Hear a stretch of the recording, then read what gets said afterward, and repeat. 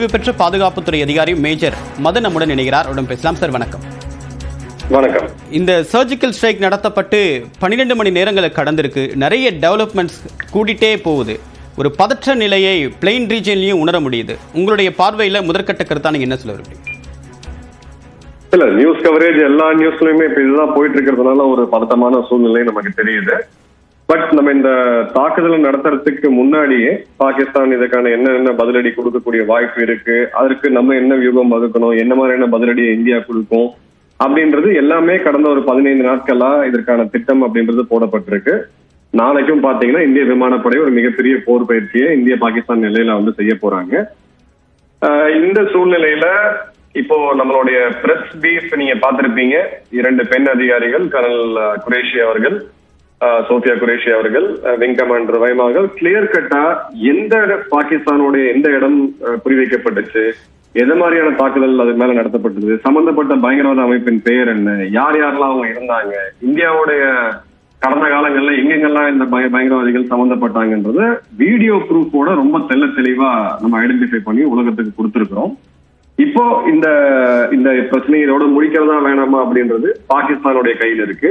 தப்பி தவறி பாகிஸ்தான் இந்திய நகரங்கள் மீது, குறிப்பா அம்ரிஸ்டர், ஸ்ரீநகர், ஜம்மு போன்ற நகரங்கள் மீது தாக்குதல் நடத்த முற்பட்டால் இந்தியா பாகிஸ்தானுடைய 2 முக்கியமான நகரங்கள், ஒன்னு செந்தில் இருக்கக்கூடிய லாகூர், இன்னொன்னு துறைமுக நகரமான கராச்சி, இதன் மேல குறிவைத்து ஏவுகணை தாக்குதல் நடத்துறதுக்கான அடுத்த நடவடிக்கையில இறங்கும்.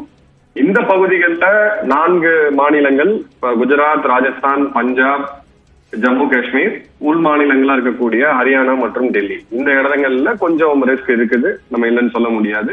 பட் நாட்டோடைய மிச்ச பகுதிகளில் தாக்கக்கூடிய அளவுக்கு பாகிஸ்தானுக்கு உண்டான விமானப்படை வலிமையோ கிடையாது. ஏவுகணை நம்ம எல்லாருமே அந்த ரேஞ்சில தான் இருக்கிறோம். ஆனா அந்த அளவுக்கு பாகிஸ்தான் போக மாட்டாங்க.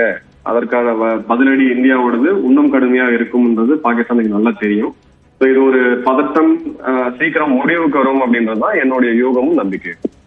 இப்போ ஒரு நம்பிக்கை இருந்தாலும் கூட இந்த எல்லையோர பகுதிகளில் ரொம்ப ஆர்டிலரி ஷெல் தாக்குதல் தொடர்ச்சியாக அதிகமாக இருக்குது. அதனுடைய பயன்படுத்தப்படக்கூடிய வேகமும் ரொம்ப மோசமாக இருக்குது.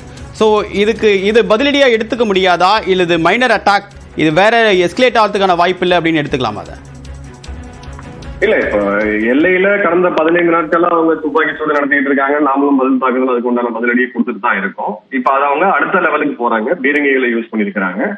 நாமளும் பீரங்கிகளை யூஸ் பண்றோம், இலகுரக பீரங்கிகளை யூஸ் பண்றோம். இதுக்கு அடுத்தது அவங்க அடுத்த எஸ்கலேஷன் அவங்க போவாங்க அப்படின்ற போது நாமளும் நம்மளாலையும் போக முடியும். தேவையான அளவுக்கு பீரங்கி, அதுக்கு உண்டான குண்டுகள் எல்லாமே இந்தியாட்ட கையிருப்பு இருக்கு. பட் இது எத்தனை நாள் பாகிஸ்தானால பண்ண முடியும் அப்படின்றதுதான் மிகப்பெரிய கேள்வி. 4-5 நாட்களுக்கு மேல அவங்க கிட்ட அந்த அம்யூனிஷன் சொல்லக்கூடிய குண்டுகள் பெரிய அளவுல இல்ல. ஒரு வலிமையான பொருளாதாரம் கிடையாது. பாகிஸ்தானுடைய மொத்த பொருளாதாரத்தை நீங்க கணக்கு பண்ணீங்கன்னா மும்பையோடைய பங்கு சந்தையை விட மதிப்பு கம்மி. சோ அவங்களால இந்த வாரம் கண்டினியூ பண்ண முடியாது. ஒரு போருக்குள்ள அவங்க போய் இதை கொண்டு ரொம்ப நாள் நடத்தணும்னு பார்த்தாங்கன்னா அதை விட முட்டாள்தனம் எதுவும் இருக்காது. நிச்சயமா பாகிஸ்தான் அந்த தவறை செய்ய மாட்டாங்க. அதனாலதான் என்னால உறுதியிட்டு, என் கணிப்பு தவறா கூட போகலாம், பட் என்னால இப்ப இருக்கக்கூடிய இன்புட் வச்சு பார்க்கும்போது இது ஒரு பட்டும் படாம ஒரு ரிட்டாலியேஷனை கொடுத்துட்டு பாகிஸ்தான் அடங்கி போற வாய்ப்பு மட்டும்தான் இப்ப அவங்களுக்கு இருக்கு.